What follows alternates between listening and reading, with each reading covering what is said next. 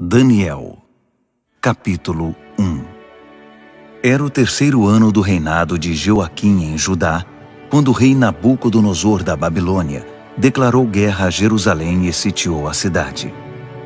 O Senhor entregou o rei Joaquim de Judá nas mãos dele, com alguns utensílios do templo de Deus. Nabucodonosor levou o rei e os utensílios para a casa do tesouro do seu Deus, na terra da Babilônia, a antiga Sinear.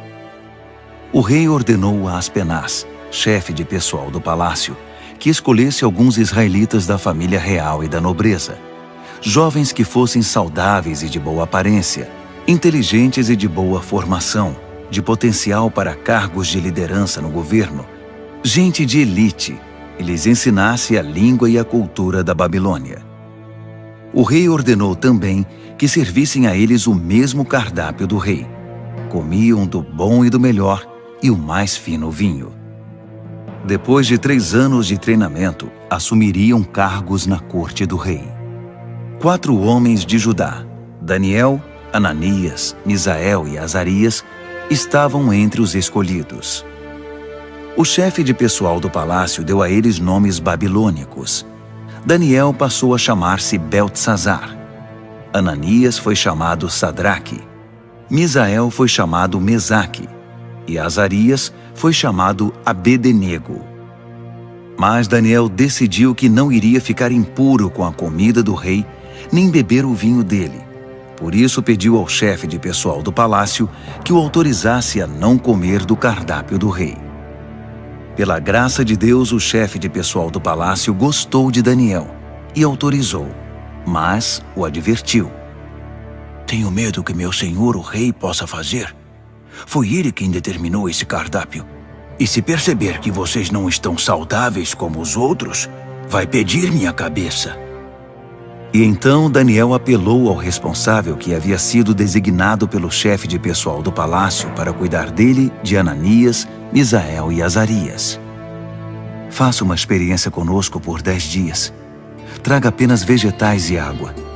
Depois nos compare com os jovens que se alimentam do cardápio do rei e tome sua decisão. O responsável por eles concordou e os alimentou com vegetais e água durante 10 dias. Ao final dos 10 dias, eles tinham aparência melhor e pareciam mais saudáveis que todos os outros. Assim, o responsável continuou a dispensá-los da comida e da bebida do cardápio do rei e servia-lhes apenas vegetais. Deus deu a esses 4 jovens conhecimento e habilidades em todas as áreas, tanto teórica quanto prática. Além disso, Daniel tinha o dom de interpretar todo tipo de visões e sonhos. Ao final do tempo determinado pelo rei para o treinamento, o chefe de pessoal do palácio os levou para a presença de Nabucodonosor. Quando os entrevistou, o rei os achou muito melhores que todos os outros. Ninguém estava tão bem quanto Daniel, Ananias, Misael e Azarias. E assim eles assumiram suas responsabilidades na corte do rei. Sempre que o rei os consultava sobre qualquer assunto, teórico ou prático, eles se mostravam 10 vezes melhores que todos os magos e encantadores do reino juntos. Daniel continuou no serviço do rei até o 1º ano do reinado do rei Ciro. Daniel, capítulo 2. No 2º ano do seu reinado, o rei Nabucodonosor teve alguns sonhos que o estavam deixando maluco, tanto que ele nem conseguia mais dormir. Chamou então todos os magos, encantadores, feiticeiros e astrólogos da Babilônia para que interpretassem seus sonhos. Quando estavam todos na presença do rei, ele disse: Tive um sonho e não consigo tirá-lo da cabeça. Não vou conseguir dormir até saber o que significa. Os astrólogos, falando em aramaico, disseram: Que o rei viva para sempre. Conte-nos os sonhos e vamos interpretá-lo. O rei respondeu: Meu decreto é este. Se vocês não conseguirem me dizer qual é o sonho e me dar a interpretação, vou fazer picadinho de vocês e destruir suas casas. Mas se me contarem o sonho e derem a interpretação, Vou encher vocês de presentes e serão muito honrados. Então, digam-me qual foi o sonho e me deem a interpretação. Eles responderam: Vossa Majestade, por favor, conte-nos o sonho. Então daremos a interpretação. Mas o rei disse: Eu sei o que vocês estão tentando fazer. Vocês só querem ganhar tempo. Sabem que estão numa enrascada, e se não conseguirem me contar o sonho, estarão numa fria. Estou até vendo. Vocês vão inventar uma história qualquer e me enrolar até que eu mude de ideia. Nada disso. Primeiro me contem o sonho, e então vou saber se são capazes de me dar a interpretação ou se estão só me enrolando. Os astrólogos responderam: Ninguém em nenhum lugar do mundo pode fazer o que o rei está pedindo. E nenhum rei jamais pediu uma coisa dessas a nenhum mago, encantador ou astrólogo. O que Vossa Majestade está pedindo é impossível, a não ser que algum deus o revele. E os deuses não vivem no meio de gente como nós. A resposta deixou o rei furioso. Ele perdeu a paciência e ordenou que todos os sábios da Babilônia fossem executados. A sentença de morte foi anunciada, e Daniel e seus amigos estavam entre os condenados à morte. Enquanto Arioque, chefe da guarda real, fazia os preparativos para a execução, Daniel sabiamente chamou-o de lado e lhe perguntou o que estava acontecendo.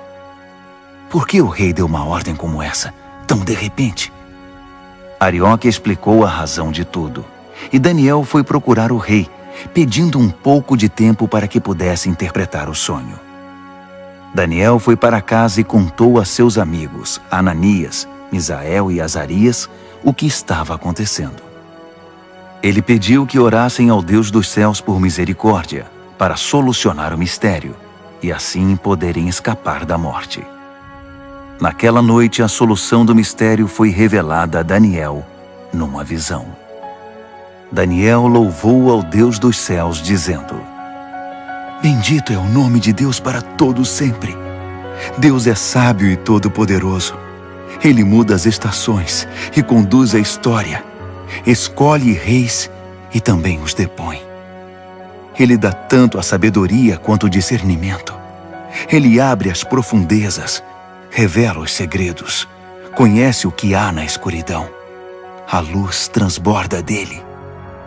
Ó Deus dos meus antepassados, a ti toda a minha gratidão e todo o meu louvor. Tu me tornaste sábio e forte, e agora nos mostraste o que pedimos. Tu resolveste o mistério do rei. Assim Daniel voltou a falar com Arioque, o encarregado da execução. Ele disse: Cancele a execução. Leve-me ao rei. Eu vou interpretar o sonho dele. Arioque não perdeu um minuto. Correu ao rei, levando Daniel com ele, e disse: Achei um homem entre os exilados de Judá que pode interpretar o sonho. O rei perguntou a Daniel, cujo nome babilônico era Beltesazar: Você tem certeza de que pode fazer isto? Contar o sonho e interpretá-lo? Daniel respondeu ao rei: Nenhum homem pode decifrar o mistério do rei, quem quer que seja, sábio, encantador, mago ou astrólogo. Mas há um Deus no céu que revela os mistérios, e ele me revelou. Ele está mostrando ao rei Nabucodonosor o que vai acontecer no futuro. Este é o sonho que o rei teve, a visão que encheu sua mente. Enquanto Vossa Majestade estava deitado na cama, ó rei, vieram ideias sobre o que vai acontecer no futuro. Aquele que revela mistérios mostrou ao rei o que vai acontecer. Mas a interpretação foi dada por meu intermédio, não porque eu seja mais sábio que qualquer outra pessoa, mas para que o rei saiba o que significa e entenda o que sonhou. O que viu, ó rei, foi uma enorme estátua em pé na sua frente, muito impressionante, mas também apavorante. A cabeça da estátua era de ouro puro, o peito e os braços eram de prata, o ventre e os quadris eram de bronze, as pernas eram de ferro, e os pés eram uma mistura de barro com ferro. Enquanto você estava olhando para a estátua, uma pedra que se soltou por si só da montanha, sem que ninguém o fizesse, atingiu a estátua, esmigalhando os pés de ferro e barro. Então tudo desmoronou e ficou em pedaços. O ferro, o barro, o bronze, a prata e o ouro. Ficou tudo como restos amontoados, relegados ao esquecimento. Mas a pedra que atingiu a estátua tornou-se uma grande montanha que dominava o horizonte. Esse foi o sonho. Agora vamos à interpretação do sonho. Ó Rei, Vossa Majestade é o soberano mais poderoso da terra. O Deus do céu deu tudo ao Senhor: governo, poder, força e glória. Ele o designou responsável pela humanidade e por todos os animais do campo e as aves do céu, no mundo todo. O rei é o cabeça de todos os governantes. É a cabeça de ouro. Mas seu reino será tomado por outro reino, inferior ao seu, e este por um terceiro, o reino de bronze, que governará toda a terra. Por fim, um quarto reino, forte como o ferro, assumirá o poder. Assim como o ferro despedaça tudo o que atinge, esse vai quebrar, esmigalhar e pulverizar todos os reinos anteriores. Mas os pés e os dedos dele, que são uma mistura de ferro e barro, significam que o reino será dividido, mas ainda haverá a força do ferro. Assim como os dedos eram de ferro e de barro, o reino terá uma parte forte e outra frágil. Esse reino fará alianças, mas não darão certo. Não conseguirá se unir a nenhum outro reino, assim como o ferro e o barro não se misturam. Mas no tempo desses reinos, o Deus do céu edificará um reino que nunca será destruído, nem nunca será dominado por outro. No final, esmagará os outros reinos, destruirá todos eles e será eterno. Será como a pedra que se soltou por si só da montanha, sem que ninguém o fizesse, que esmigalhou o ferro, o bronze, o barro, a prata e o ouro. O grande Deus fez o rei saber o que vai acontecer no futuro. Essa é a revelação exata do sonho, e também a interpretação correta. Quando Daniel terminou, o rei Nabucodonosor, perplexo, prostrou-se com o rosto no chão diante de Daniel. Ele ordenou uma oferta de sacrifícios e de incenso em honra a Daniel e declarou: Seu Deus realmente é o Deus de todos os deuses, o Senhor de todos os reis, e Ele revela todos os mistérios. E eu sei, porque você decifrou o mistério. Então o rei promoveu Daniel a um elevado cargo no reino. Encheu-o de presentes e o empossou como governador de toda a província da Babilônia e chefe de todos os sábios da Babilônia.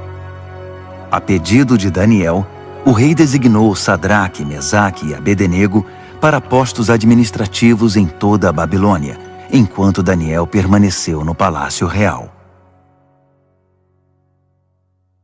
Daniel, capítulo 3. O rei Nabucodonosor construiu uma estátua de ouro com 27 metros de altura e 2,70 metros de largura. Ele a ergueu na planície de Dura, na província da Babilônia. Em seguida ordenou a todos os líderes importantes da província que comparecessem à cerimônia de dedicação da estátua. Todos vieram para a cerimônia e tomaram seus lugares diante da estátua que Nabucodonosor havia erguido. Um arauto apareceu e proclamou em voz alta: Atenção, todos! Ouçam vocês de todas as raças, cores e crenças! Quando ouvirem o som da trombeta, do pífaro, da cítara, da harpa, do saltério e da flauta dupla, dobrem os joelhos e adorem a estátua de ouro que o rei Nabucodonosor ergueu. E quem não se ajoelhar, não adorar a estátua, não importa quem seja, será lançado imediatamente na fornalha.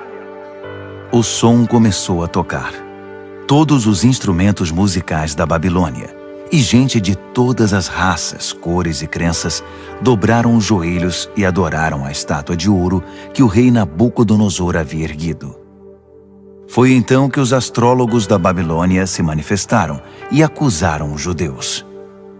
Eles disseram ao rei Nabucodonosor: Que o rei viva para sempre. Vossa Majestade deu ordens severas para que, ao ouvir o som tocar, deveríamos nos ajoelhar e adorar a estátua de ouro, e quem não o fizesse seria jogado na fornalha. Mas os judeus, Sadraque, Mesaque e Abednego, a quem o rei designou cargos elevados na província da Babilônia, ignoraram a ordem, ó rei. Eles não respeitam os nossos deuses e se negam a adorar a estátua de ouro que mandou erguer. Furioso, o rei Nabucodonosor ordenou que Sadraque, Mesaque e Abednego fossem trazidos. E quando eles chegaram, Nabucodonosor perguntou: Sadraque, Mesaque e Abednego, é verdade que vocês não respeitam meus deuses e se negam a adorar a estátua de ouro que mandei erguer? Vou dar a vocês uma segunda chance, mas a partir de agora, quando o som começar a tocar, vocês devem se ajoelhar e adorar a estátua. E se não o fizerem, serão jogados numa fornalha e ponto final. E que Deus vai livrá-los de mim? Sadraque, Mesaque e Abednego responderam: Sua ameaça não nos assusta. Se nos jogar na fornalha, o Deus que servimos pode nos salvar, não só da fornalha, como de qualquer outra coisa. E mesmo que ele não o faça, não importa, ó rei. Ainda assim, não vamos servir aos seus deuses, nem adorar a estátua de ouro que mandou erguer. Nabucodonosor estava prestes a explodir de tanta raiva. Imediatamente ordenou que a fornalha fosse aquecida 7 vezes mais que o normal e que alguns homens fortes do seu exército os amarrassem e os jogassem na fornalha. Sadraque, Mesaque e Abednego, com os pés e mãos amarrados e vestidos em suas roupas, foram jogados na fornalha extremamente quente. Por causa da ordem do rei, a fornalha estava tão quente que só as chamas foram suficientes para matar os homens que carregaram Sadraque, Mesaque e Abednego. E eles acabaram caindo fornalha dentro. De repente, o rei Nabucodonosor levantou-se num salto e perguntou: Não jogamos 3 homens com os pés e as mãos amarrados? Responderam os homens. Isso mesmo, senhor! Exclamou o rei. Vejam! Estou vendo 4 homens andando para lá e para cá no fogo, e eles estão bem. E o 4º homem parece um filho dos deuses. Não é possível. Nabucodonosor foi até a entrada da fornalha ardente e chamou: Sadraque, Mesaque e Abednego, servos do Deus Altíssimo, saiam, venham para cá. E Sadraque, Mesaque e Abednego saíram do meio do fogo. Todos os líderes do governo e os conselheiros do rei se reuniram para examiná-los e viram que o fogo não havia causado nenhum arranhão nos 3, nem um fio de cabelo queimado, nem cheiro de fumaça na roupa deles. Nabucodonosor exclamou: Bendito seja o Deus de Sadraque, Mesaque e Abednego! Ele enviou seu anjo e salvou seus servos. Eles confiaram no seu Deus a ponto de ignorar as ordens do rei e arriscaram sua vida, mas não serviram nem adoraram outros deuses. Por isso decreto: todo, de qualquer lugar, cor, raça ou crença, que disser alguma coisa contra o Deus de Sadraque, Mesaque e Abednego, será despedaçado, e sua casa será destruída. Nunca houve um Deus que salvasse como esse. Então o rei promoveu Sadraque, Mesaque e Abednego na província da Babilônia. Daniel, capítulo 4. O rei Nabucodonosor a todos, de todas as raças, cores e crenças do mundo. Paz e prosperidade a todos. É um privilégio contar a vocês os grandes milagres que o Deus Altíssimo fez por mim. Seus milagres são impressionantes, e suas maravilhas surpreendentes. Seu reino dura para sempre, e seu governo soberano é eterno. Eu, Nabucodonosor, vivia tranquilo no meu palácio, mas tive um sonho, quase um pesadelo, que me deixou abalado. Mandei buscar todos os sábios da Babilônia para que interpretassem o sonho. Quando todos estavam reunidos, magos, encantadores, astrólogos e adivinhos, contei-lhes o sonho, mas ninguém conseguiu dizer o significado.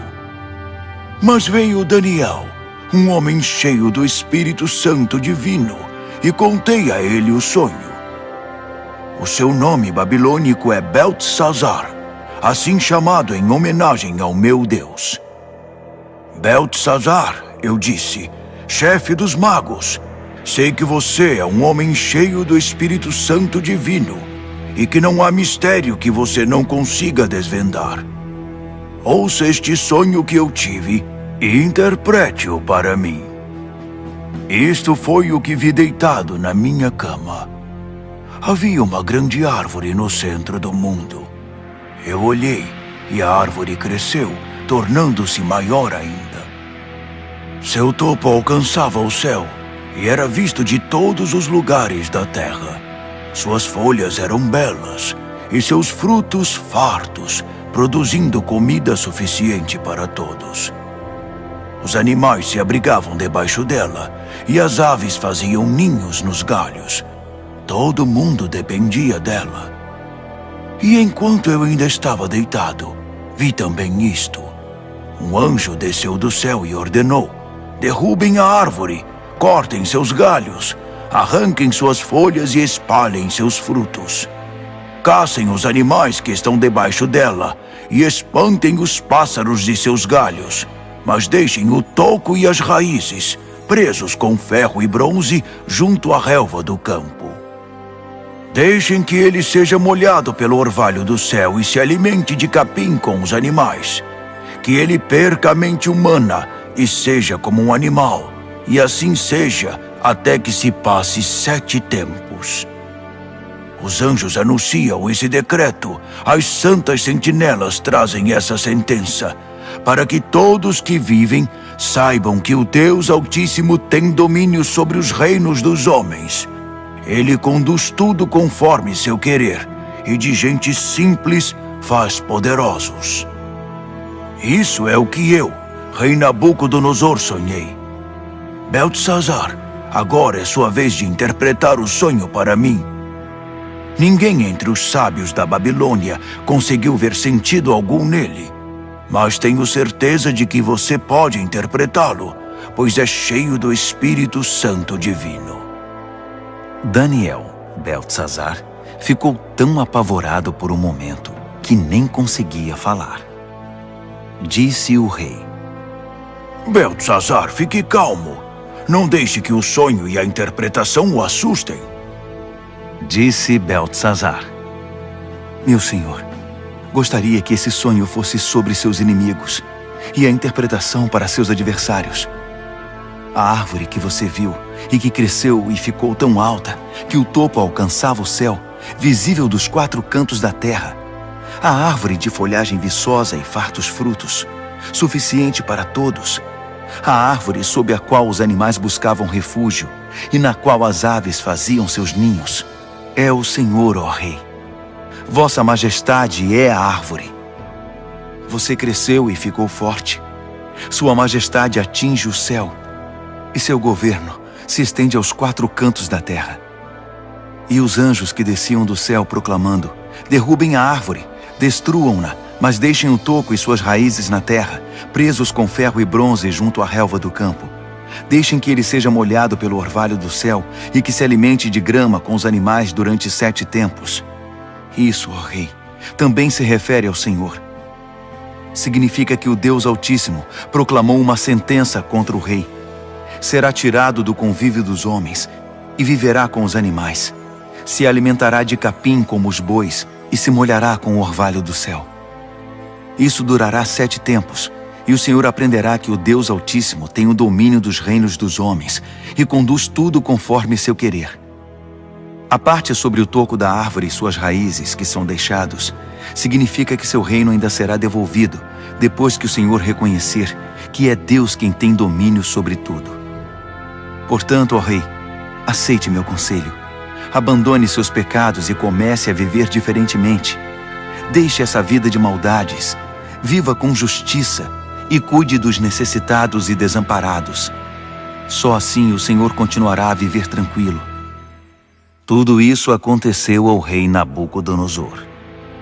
Passados apenas 12 meses, ele estava andando pela sacada do palácio real na Babilônia e, de repente, exclamou orgulhoso: Olhe para tudo isto. É a grande Babilônia. E eu a construí sozinho, como capital do meu reino para minha honra e glória.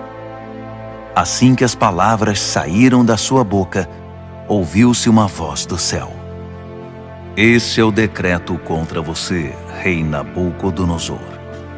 Seu reino foi tomado de você.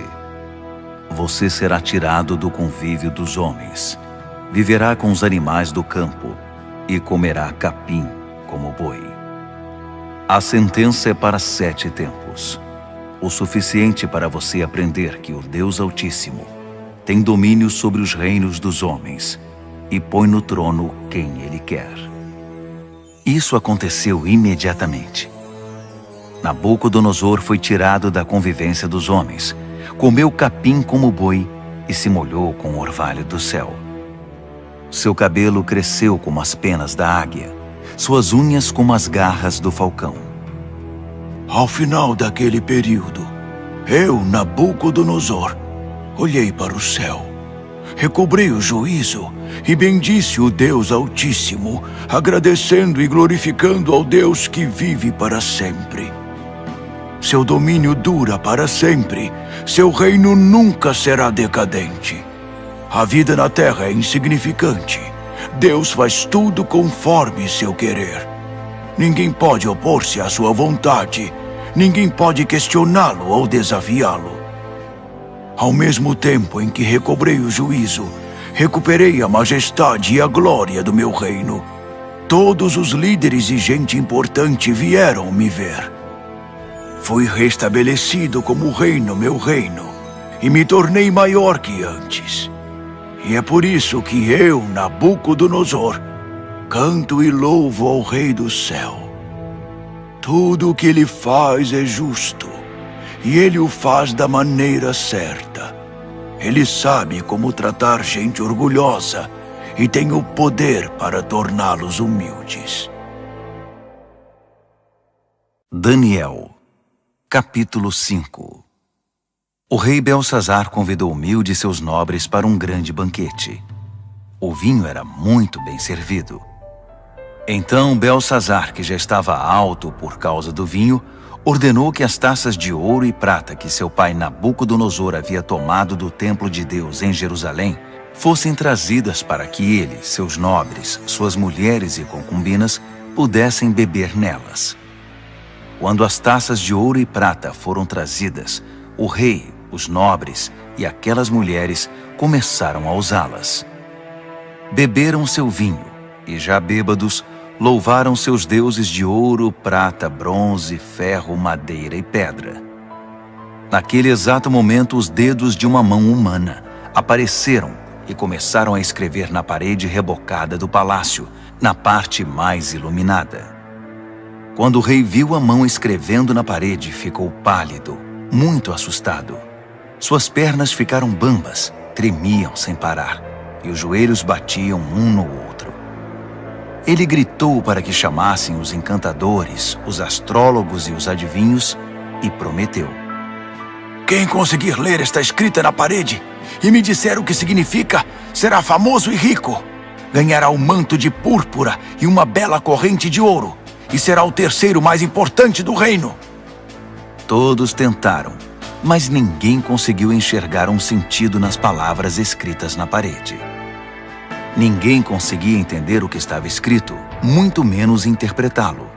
Então o rei ficou apavorado, pálido, em completo estado de choque. Os nobres também estavam em pânico. A rainha soube que o rei e os nobres estavam em estado de choque e veio ao salão do banquete. Ela disse: "Que o rei viva para sempre.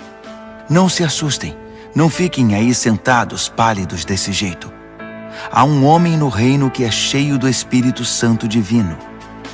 Durante o reinado do seu pai, ele ficou conhecido pelo seu brilho intelectual e por sua sabedoria espiritual. Ele era tão capaz que seu pai, o rei Nabucodonosor, fez dele o chefe de todos os magos, encantadores, adivinhos e astrólogos. Não havia ninguém como ele. Ele conseguia fazer qualquer coisa: interpretar sonhos, decifrar mistérios, explicar enigmas. Seu nome é Daniel, mas o rei mudou o nome dele para Beltesazar. Mande chamar Daniel. Ele vai ler o que está escrito aí." Assim Daniel foi chamado. O rei perguntou: "Você é Daniel, que foi um dos exilados que meu pai trouxe de Judá? Já ouvi falar que você é cheio do Espírito Santo, tem uma mente brilhante e é incrivelmente sábio. Os sábios e encantadores foram trazidos aqui para ler esta escrita na parede e interpretá-la, mas nenhum deles conseguiu ler nada. Mas ouvi dizer que você interpreta sonhos e decifra mistérios. Então, se você conseguir ler e interpretar, será um homem famoso e rico. Ganhará o manto de púrpura e uma bela corrente de ouro, e será o terceiro mais importante do reino." Daniel respondeu ao rei: "Pode ficar com os presentes ou dá-los a outra pessoa. Mas vou ler a escrita para o rei e interpretar seu significado. Ouça, ó rei, o Deus Altíssimo deu a seu pai Nabucodonosor um grande reino e uma gloriosa reputação. Deus o fez muito poderoso, e pessoas de todos os lugares, de toda raça, cor ou crença, se sentiam intimidadas por ele. Ele as matava ou poupava, como e quando queria. Promovia ou humilhava as pessoas como bem desejava. Então Deus o humilhou e o privou de todo o poder. Ele foi tirado do convívio dos homens e passou a viver como animal. Comeu capim como boi e se molhou com o orvalho do céu até aprender esta lição: que o Deus Altíssimo tem domínio sobre os reinos dos homens e põe no trono quem ele quer. Você é filho dele, sabe de tudo isso, mas é tão arrogante quanto ele no seu pior momento. Olhe para você mesmo. Quer competir com o Senhor do céu? Você mandou buscar as taças sagradas do templo dele só por farra, para que o Senhor, seus nobres, suas mulheres e concubinas pudessem beber nelas. O rei usou as taças sagradas para brindar seus deuses de prata e ouro, de bronze e ferro, de madeira e pedra, deuses cegos, surdos e mudos. Mas tratou com desprezo o Deus vivo, que tem a sua vida nas mãos, desde o nascimento até a morte. Deus enviou a mão que escreveu na parede, e o que está escrito é: Mene, Tekel e Peres. E este é o significado dessas palavras. Mene, Deus contou os dias do seu governo, e suas contas são negativas. Tekel, você foi pesado na balança e está em falta. Peres, seu reino foi dividido e entregue aos medos e persas. Beltesazar fez o que havia prometido. Vestiu o manto de púrpura em Daniel, colocou uma bela corrente de ouro em seu pescoço e o promoveu a terceiro mais importante do reino. Naquela mesma noite, o rei Beltesazar da Babilônia foi morto. Dario, o Medo, tinha 62 anos quando o sucedeu como rei. Daniel, capítulo 6. Dario reorganizou seu reino. Ele designou 120 governadores para administrar todas as províncias do reino. Sobre eles havia 3 ministros, e um deles era Daniel. Os governadores se dirigiam aos ministros, que tinham a responsabilidade de manter tudo em ordem.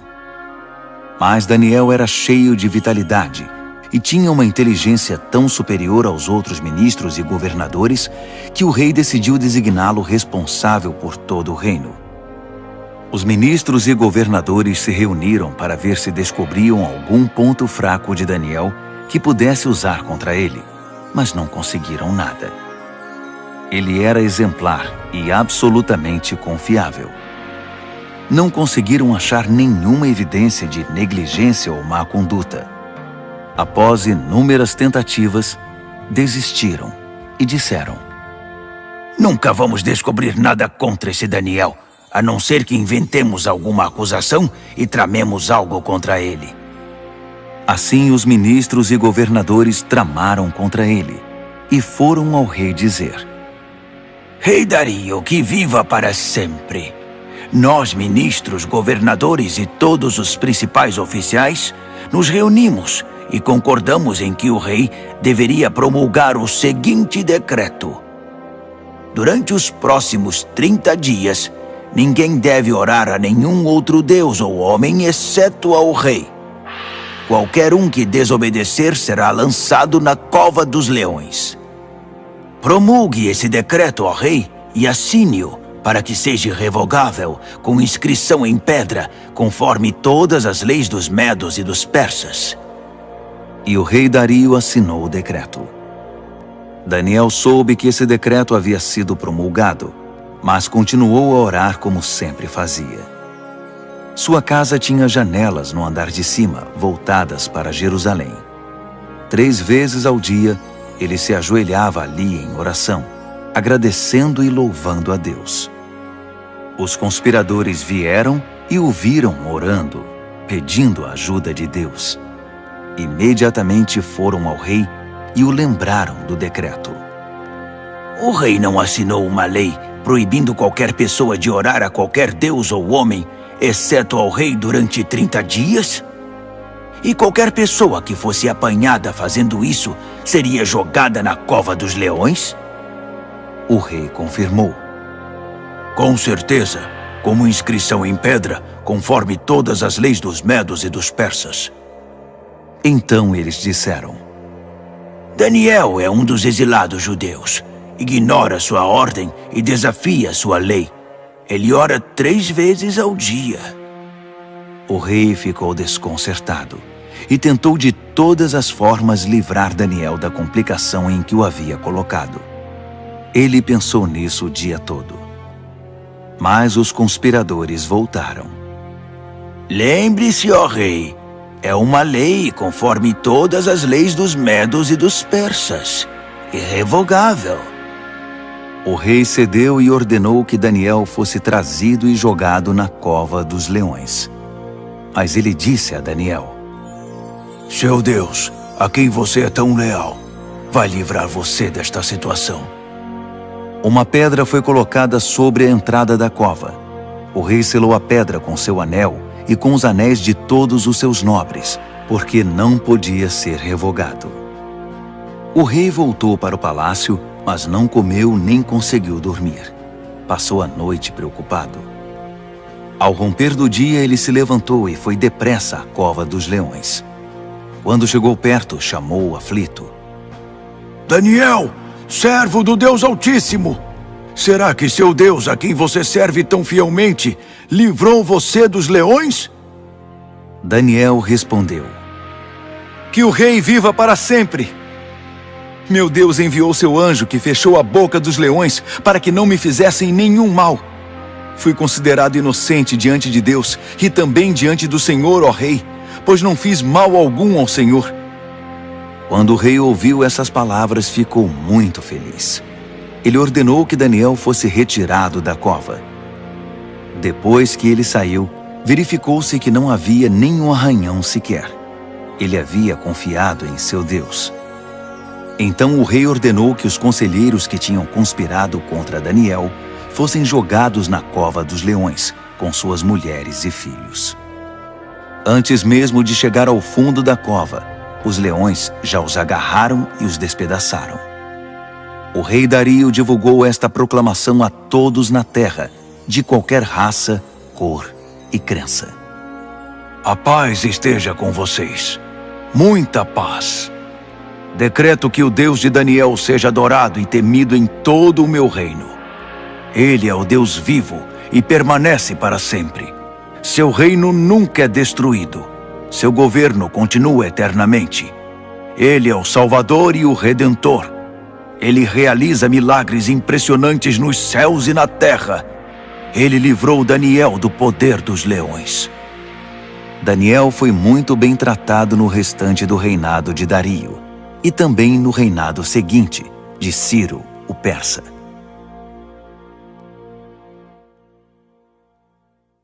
Daniel, capítulo 7. No primeiro ano do rei Belsazar da Babilônia, Daniel teve um sonho. O que ele viu enquanto dormia o apavorou. Um verdadeiro pesadelo. E ele escreveu seu sonho. No meu sonho, naquela noite, vi os 4 ventos dos céus soprando e formando uma grande tempestade no mar. 4 animais enormes, diferentes uns dos outros, subiam do mar. O primeiro animal parecia um leão, mas tinha asas de águia. Enquanto eu observava, suas asas foram arrancadas. Ele foi levantado e ficou de pé como um homem. Em seguida, deram-lhe um coração humano. Depois vi um segundo animal, que parecia um urso. Ele se levantou, segurando 3 costelas nas mandíbulas, e recebeu esta ordem: ataque, devore tudo, encha a barriga. Em seguida vi outro animal. Parecia um leopardo. Tinha 4 asas como de pássaro nas costas. Esse animal tinha 4 cabeças e recebeu autoridade para governar. Depois disso, um 4º animal apareceu no meu sonho. Esse era apavorante, medonho. Tinha enormes dentes de ferro, triturava e devorava suas vítimas. Qualquer coisa que sobrava no chão, ele pisava e esmagava. Era diferente dos outros animais, um verdadeiro monstro. E tinha 10 chifres. Enquanto eu observava os chifres, tentava imaginar o que significavam. Nasceu nele outro chifre, mas este era pequeno. 3 dos chifres que já tinha foram arrancados para dar lugar a ele. Havia olhos humanos no pequeno chifre e uma boca grande que falava com arrogância. Enquanto eu observava tudo isso, tronos foram estabelecidos e um ancião tomou seu lugar. Suas roupas eram brancas como a neve, o cabelo alvo como a lã. Seu trono estava envolto em chamas. As rodas brilhavam intensamente. Um rio de fogo jorrava do trono. Milhares de milhares o serviam. Milhões o atendiam. Pediu-se silêncio no tribunal e os livros foram abertos. Continuei observando. O chifre pequeno falava com arrogância e enquanto eu observava, o monstro foi morto e seu corpo foi lançado no fogo. Os outros animais viveram ainda algum tempo, mas não fizeram nada, não tinham poder para governar. Meu sonho continuou. Então vi alguém, um filho de homem, chegando no meio de nuvens. Ele se aproximou do ancião e foi apresentado a ele. Ele recebeu poder para governar, toda a glória da realeza. Todas as raças, cores e crenças lhe serviram e o adoraram. Seu reinado será para sempre, não terá fim. Seu governo real nunca será destruído. Mas quanto a mim, Daniel, fiquei perturbado. As visões me deixaram apavorado. Por isso eu me aproximei de alguém que estava perto e perguntei o significado de tudo aquilo. E ele me deu a interpretação. Esses 4 animais enormes, disse ele, significam 4 reinos que aparecerão na terra. Mas a certa altura, o povo santo do Deus Altíssimo receberá o reino e o manterá para sempre. Sim, para sempre. Mas eu queria saber mais. Estava curioso sobre o 4º animal, aquele que era tão diferente dos outros, o monstro medonho com os dentes de ferro e garras de bronze, que engolia o que despedaçava e pisoteava tudo o que via pela frente. E eu queria saber também a respeito dos 10 chifres e do chifre pequeno que nasceu, ocupando o lugar de 3 dos primeiros chifres. Esse novo chifre tinha olhos e com sua boca grande falava de forma arrogante, dominando os outros chifres. Observei que esse chifre fazia guerra contra o santo povo de Deus e levava vantagem sobre eles. Mas o ancião interveio e decidiu a favor do povo do Deus Altíssimo. No final, o povo santo de Deus assumiu o controle do reino. A pessoa que estava perto de mim explicou: o quarto animal é o quarto reino que aparecerá na terra. Será diferente dos 3 primeiros, um reino monstruoso que devorará e pisoteará todos à sua volta. Os 10 chifres são 10 reis, um após o outro, que procederão desse reino. Mas então, outro rei aparecerá. Ele será diferente dos reis anteriores. Começará derrubando os outros reis e blasfemando contra o Deus Altíssimo. Ele perseguirá os seguidores do Deus Altíssimo e tentará eliminar a adoração sagrada e a prática da justiça. O santo povo de Deus será perseguido por ele durante um tempo, 2 tempos e meio tempo.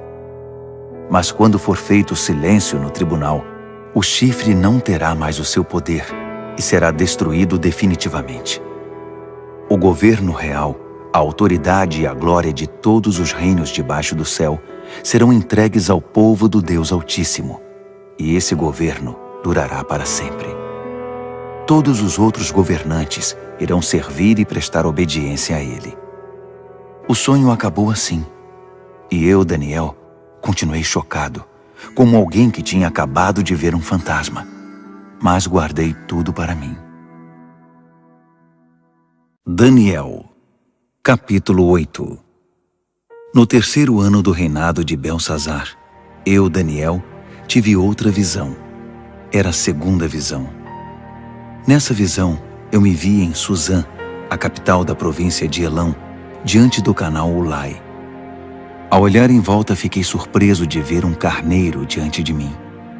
O carneiro tinha 2 chifres enormes, um maior que o outro, mas o chifre maior foi o último a aparecer. Fiquei observando enquanto o carneiro avançava, primeiro para o oeste, depois para o norte e então para o sul. Nenhum animal conseguia enfrentá-lo. Ele fazia o que queria e, todo arrogante, posava de rei dos animais. Enquanto eu observava, tentando entender o significado de tudo aquilo, vi também um bode que tinha um enorme chifre no meio da testa. Ele vinha do oeste e percorreu toda a terra, sem tocar o solo uma única vez. O bode aproximou-se do carneiro de 2 chifres que eu tinha visto antes diante do canal e o atacou ferozmente. Observei enquanto ele, louco de raiva, atacava o carneiro. A violência era tanta que ele lhe quebrou os 2 chifres. O carneiro não conseguiu resistir. O bode o derrubou e o pisoteou. Nada pôde salvar o carneiro.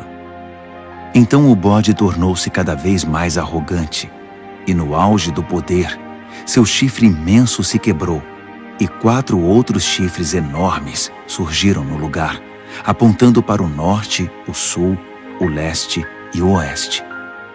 De um desses grandes chifres surgiu outro chifre pequeno, mas o seu poder cresceu até atingir o sul e o leste, e a querida terra prometida. Cresceu tanto que atingiu as estrelas, o exército celestial, e lançou algumas delas na terra e as pisoteou. Ele ousou até desafiar o poder de Deus, o príncipe do exército celestial. Ele acabou com a adoração diária e profanou o santuário. Como castigo pelos seus pecados, o santo povo de Deus também foi atacado por ele. O chifre desprezou a verdade de Deus. Extremamente arrogante, dominou tudo o que via pela frente. Naquele momento ouvi 2 anjos conversando. O primeiro perguntou: quanto tempo vai durar isso? Sem adoração diária, esse castigo devastador pelo pecado? E o povo de Deus e o santuário vão continuar sendo desprezados e pisoteados? O outro respondeu: um período de 2.300 tardes e manhãs. Então, o santuário será restaurado. Enquanto eu, Daniel, estava tentando encontrar um sentido no que via, uma figura humana apareceu diante de mim. Ouvi uma voz de homem que vinha do canal de Ulai e chamava: Gabriel, diga a este homem o que está acontecendo. Explique a visão a ele. Ele veio até mim, mas quando se aproximou, fiquei aterrorizado e me prostrei com o rosto em terra. Ele disse: Entenda que esta visão diz respeito ao final dos tempos. Assim que ele falou, eu desmaiei, com o rosto no chão. Mas ele me despertou e me levantou. Ele continuou: vou contar a você o que vai acontecer nos dias de juízo, pois haverá um fim para tudo isso. O carneiro de 2 chifres que você viu representa os 2 reis dos medos e dos persas. O bode representa o reino dos gregos, e o chifre enorme na testa dele é o primeiro rei.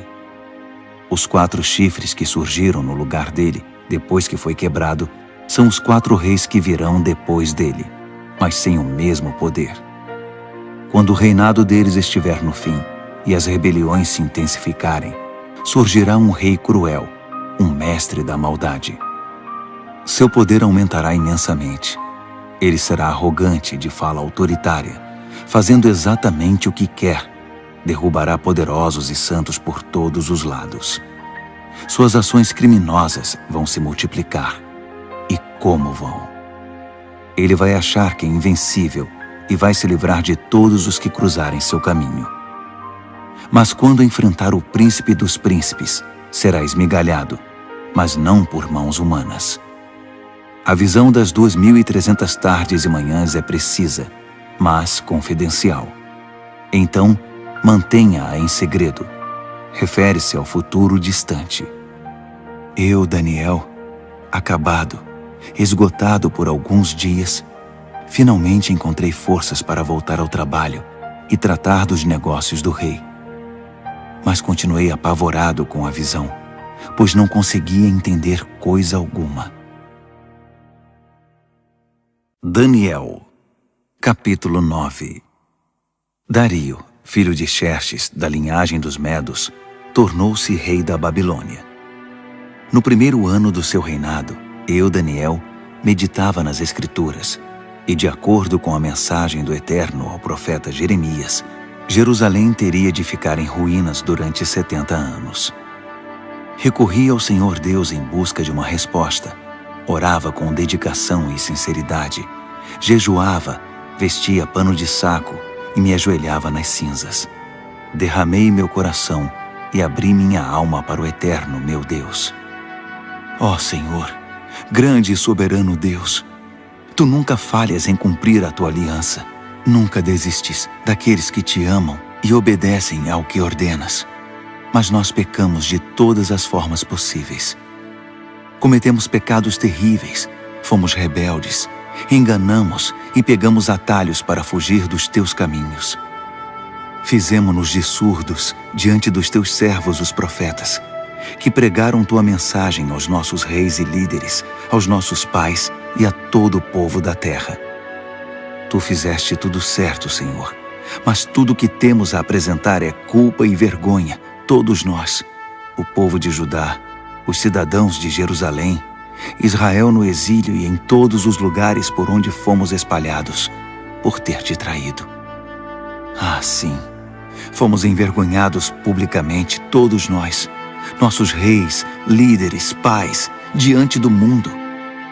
Mas foi bem merecido, por causa do nosso pecado.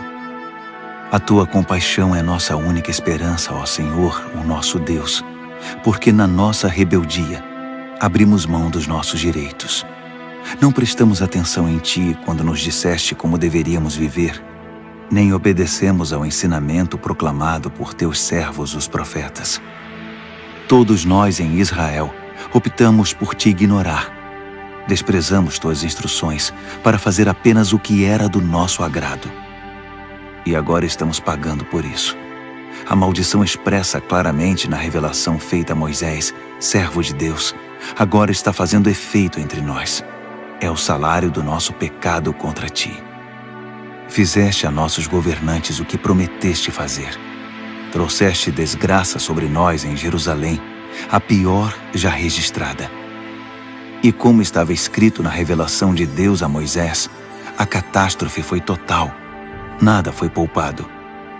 Nós nos mostramos obstinados no nosso pecado, sem nunca considerar Tuas orientações, ignorando Tuas advertências.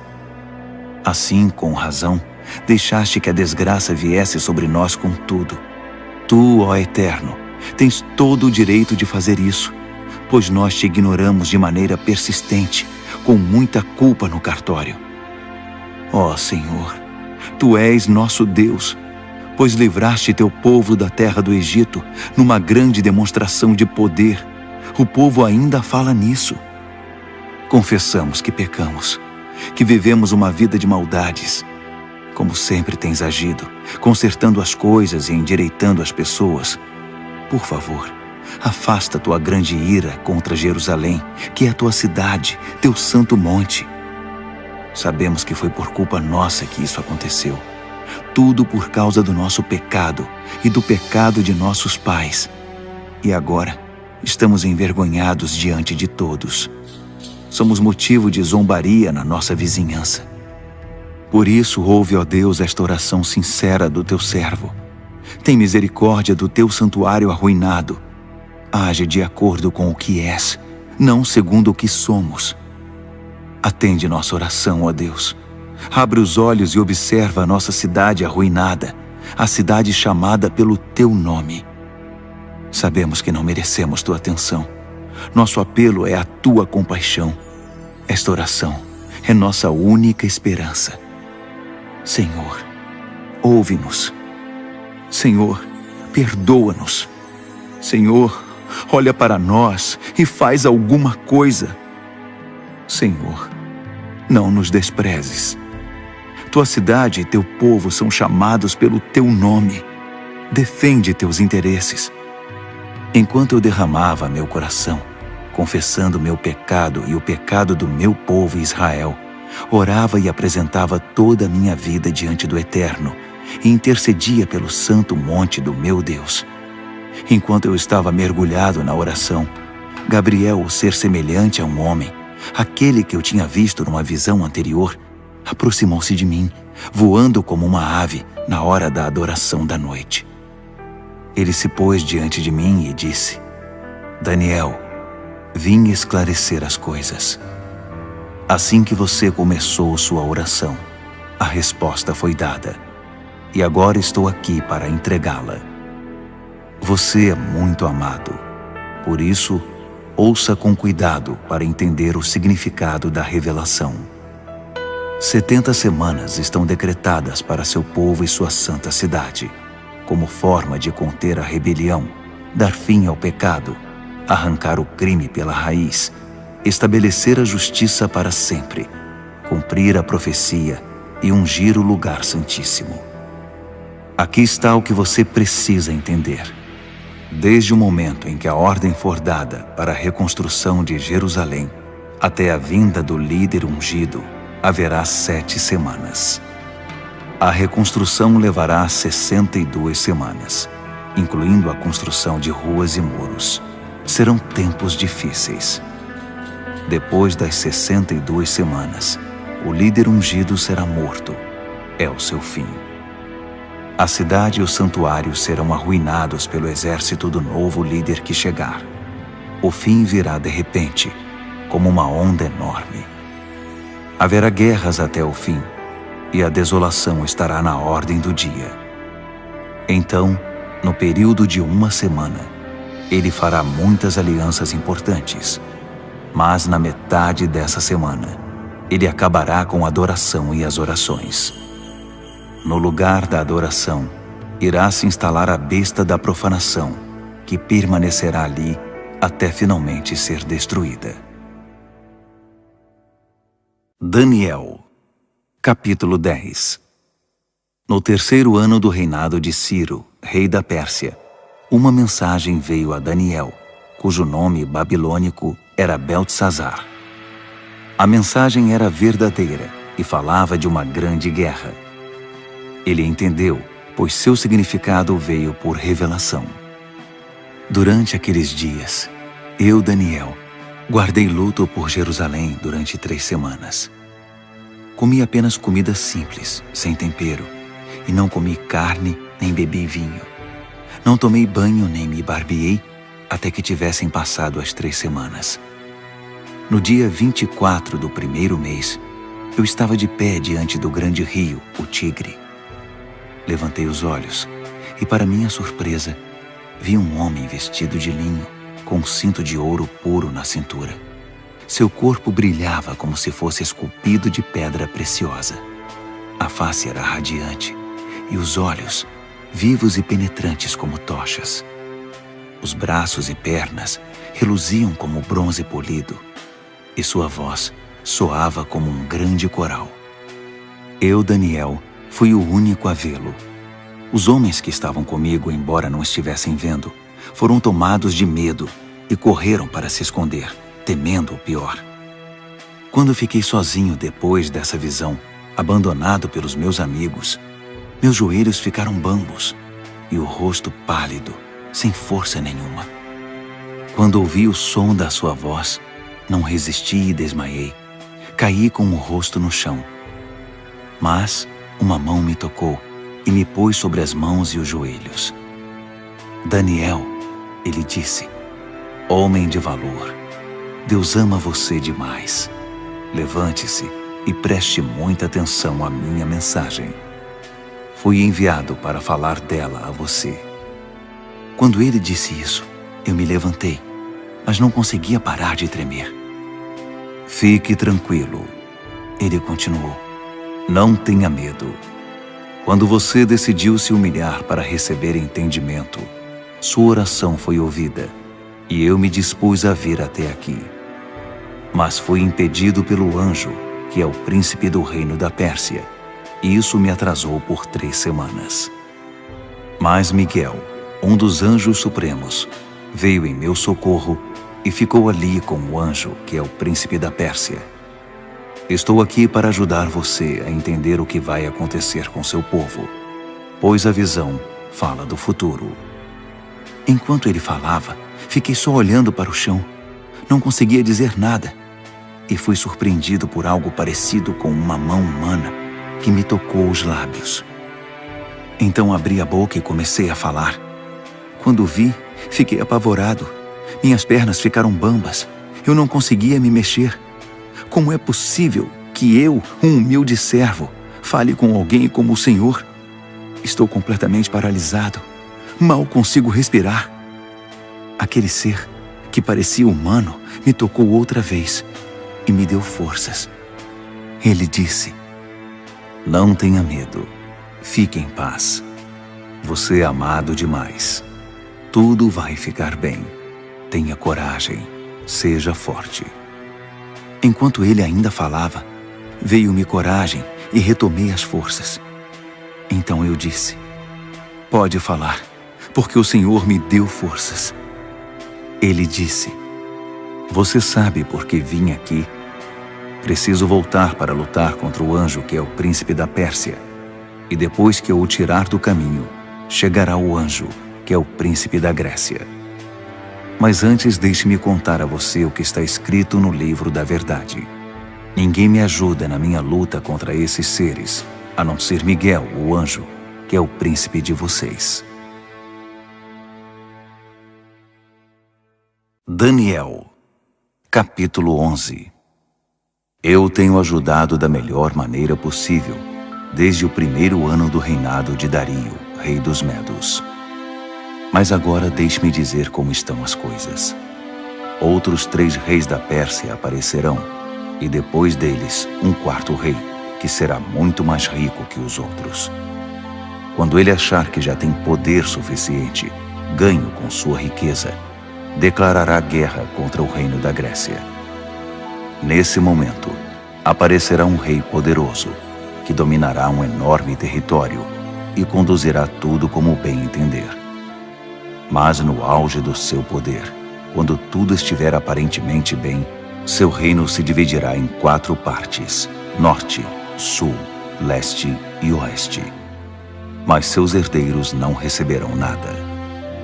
Não haverá continuidade do poder, pois outros o tomarão. Em seguida, o rei do sul se fortalecerá, mas um dos seus príncipes será mais forte que ele e governará um território ainda maior.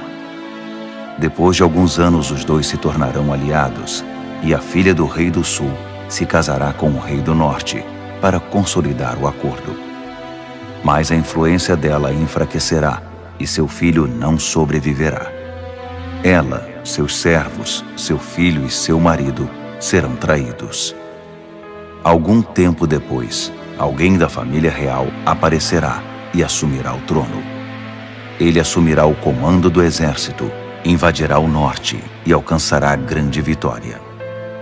Ele tomará os deuses de metal deles e todos os utensílios de ouro e prata que os acompanham e os levará para o Egito. Passado algum tempo, o rei do norte se recuperará e invadirá a terra do rei do sul, mas não terá sucesso. Terá de bater em retirada. Mas seus filhos formarão um exército gigante e descerão como uma inundação, um ataque impetuoso sobre as defesas do sul. Furioso, o rei do sul sairá e enfrentará o rei do norte, que estará à espera com seu enorme exército, mas, apesar disso, será derrotado. Enquanto os cadáveres são tirados do campo, o rei, com muita sede de sangue, sairá massacrando dezenas de milhares. Mas sua vitória não vai durar muito, pois o rei do norte reunirá um exército ainda maior que o anterior, e depois de alguns anos, voltará à batalha com inúmeros soldados, muito arsenal e provisões inesgotáveis. Naqueles dias, muitos outros se engajarão na batalha contra o rei do sul. Revoltosos do seu próprio povo, embriagados por sonhos de poder, se ajuntarão a eles, mas acabarão frustrados. Quando o rei do norte chegar, fará rampas de cerco e conquistará a cidade fortificada. Os exércitos do sul serão despedaçados diante dele. Nem mesmo suas famosas tropas de choque conterão o agressor. Ele entrará todo arrogante, como se fosse o dono de tudo. Ele se apossará da linda terra e se instalará aí. Depois, prosseguirá para ter controle total. Fará um tratado de paz e até dará sua filha em casamento ao rei do sul, parte de uma trama para destruí-lo de vez. Mas o plano será um fiasco, não será bem-sucedido. Mais tarde, voltará sua atenção para as regiões costeiras e fará inúmeros prisioneiros. Mas um general intervirá e dará um basta às suas ameaças. Quem metia medo ficará amedrontado. Ele voltará para casa e passará a cuidar dos próprios negócios. Mas a essa altura já estará acabado e logo já não se ouvirá mais falar dele. Ele será sucedido por um perdedor, já com seu governo, sua reputação e sua autoridade em frangalhos. Por isso não durará muito, sairá da história rapidamente, sem nem mesmo ter lutado. Seu lugar será preenchido por um sujeito desprezado e desprezível. Mas ele surpreenderá todos, saindo como que do nada e se apossando do reino. Ele avançará como um rolo compressor, e até o príncipe da aliança será esmagado. Depois de negociar um cessar-fogo, ele violará as condições. Que traidor! Com alguns poucos comparsas, assumirá o controle total. Ele invadirá as províncias mais ricas, quando elas menos esperarem. Ultrapassará todos seus antepassados. Prenderá e saqueará. Viverá com seus amigos num luxo desmedido. Ele fará planos contra as cidades fortificadas, mas não será por muito tempo. Ele ajuntará um grande exército muito bem armado para combater o rei do sul. Em resposta, o rei do sul manterá seu exército, ainda maior, a postos, pronto para a batalha. Mas não será capaz de sustentar essa condição por muito tempo, em razão das intrigas nas próprias fileiras. Sua corte estará minada por tramas e conspirações. Assim seu exército será esmagado, e o campo de batalha ficará coberto de cadáveres. Os dois reis, ambos com planos maldosos um contra o outro, vão se sentar à mesa de conferências e negociarão seus engodos. Nada resultará desse tratado, que não passará de um emaranhado de mentiras. Mas ainda não é o fim. A história não acabou. O rei do norte irá para casa carregado de despojos, mas sua mente estará voltada para a destruição da Santa Aliança, enquanto estiver passando pela terra a caminho de casa. Um ano mais tarde, ele comandará nova invasão ao sul. Mas a segunda invasão não será como a primeira. Quando os navios romanos chegarem, ele dará meia volta e retornará para casa. Mas ao passar pela terra, seu ódio contra a Santa Aliança será despertado. Ele fará acordo com todos os que se dispuserem a trair a Santa Aliança, tomando partido deles. Suas forças entrarão marchando e profanarão o santuário e a cidadela. Eles irão banir a adoração diária, substituindo-a pela besta da profanação. O rei do norte honrará os que traírem a Santa Aliança, corrompendo-os ainda mais com sua conversa sedutora. Mas os que forem leais a Deus tomarão posição firme a favor de Deus. Os que mantiverem o bom senso ensinarão o bem às multidões pelo exemplo. Eles serão submetidos a provas terríveis durante um certo período. Alguns serão mortos, outros queimados, alguns exilados, outros roubados. Quando a prova for muito difícil, receberão alguma ajuda, mas não muita. E muitos dos pretensos ajudadores se portarão com indiferença. A provação refinará e purificará os que mantiverem o bom senso e permanecerem leais, porque há ainda mais por vir. Enquanto isso, o rei do norte estará agindo sem impedimento. Ele se levantará a uma posição superior à de qualquer deus, e até mesmo ousará desafiar o Deus dos deuses. Por um tempo isso será tolerado, até que se complete esse tempo de juízo, pois o que foi decretado precisa ser cumprido. Ele não terá respeito algum pelos deuses dos seus antepassados, nem mesmo pelo Deus predileto das mulheres. Desprezando qualquer Deus, o rei do norte se inchará de orgulho e se achará maior que todos eles. Ele chegará a ponto de desprezar o Deus dos santos, e no lugar em que Deus é adorado, colocará em exibição, com generoso ornamento de prata, ouro e pedras preciosas, um Deus novo, do qual nunca se ouviu falar. Marchando sob a bandeira desse Deus estranho, ele atacará as principais fortalezas. Promoverá todos os que seguirem esse Deus, dando a eles cargos importantes e recompensando-os com concessões de terras. Na conclusão dessa história, o rei do sul o enfrentará, mas o rei do norte se lançará contra ele como um furacão, com seus carros e cavalos e uma grande frota de navios, e varrerá tudo que estiver no seu caminho. Ao entrar na linda terra, as pessoas cairão diante dele como peças de dominó. Só Edom, Moabe e alguns amonitas escaparão. Ele vai avançar, dominando país após país. Nem o Egito escapará. Ele confiscará o ouro, a prata e todos os bens valiosos do Egito. Os líbios e os etíopes cairão com ele. Mas nesse momento, relatos perturbadores virão do norte e do leste e o farão entrar em pânico. Furioso, ele se apressará em suprimir a ameaça.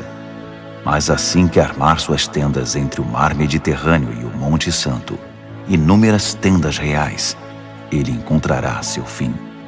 E não haverá uma alma viva por perto para ajudá-lo.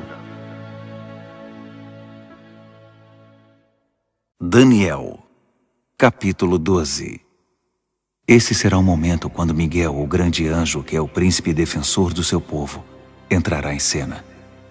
Será um tempo de desgraça, a pior desgraça que o mundo já conheceu. Mas seu povo será salvo da desgraça, todos os que tiverem um nome escrito no livro. Uma grande multidão, composta daqueles que já morreram e foram sepultados, acordará.